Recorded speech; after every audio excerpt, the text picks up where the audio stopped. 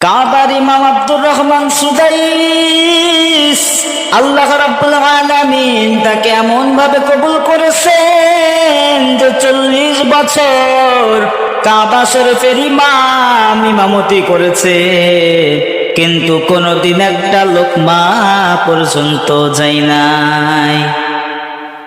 এত বড় মর্যাদার পিছনে কারণ শুধু তার মায়ের দোয়া। তিনার বাসা দাম্মাম শহরে। তার বয়স যখন 6 বছর হয় তখন তার মায়ের সাথে হজ করতে আসছেন কাবায়। তিনি ছোট্ট, সেজন্য তার মা তাওয়াফ করার সময় তাকে মাতাফের এক পাশে রেখে তাওয়াফ শুরু করে। একবার তাওয়াফ করে এসে দেখে তার সন্তান যেখানে বসিয়ে রাখছিল সেখানে নাই।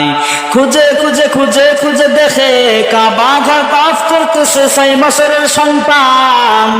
মা তখন বলছেন, তুমি এখানে কেন? তখন সুদাইস বলতেছেন, মা আমি দুনিয়াতে এর চেয়ে সুন্দর কোনো ঘর দেখি নাই, সেজন্য তাওয়াফ করতেছি। এমন ভাবে দুইবার এমন করতেছে। অতঃপর আব্দুর রহমান সুদাইসের মা এক হাত তার ছেলের মাথায় আর এক হাত কাবার দেওয়ালে রেখে আল্লাহর কাছে দোয়া করে, মালিক আমার 6 বছরের সন্তান তোমার কাবা ঘরের প্রতি এত আসক্ত, আমার ছেলেকে কি তোমার ঘরের খাদেম হিসেবে কবুল করা যায় না মালিক? এই মায়ের দোয়া কবুল হয়ে যায়, যার কারণে আব্দুর রহমান সুদাইস এত বছর ধরে কাবা শরীফের ইমাম।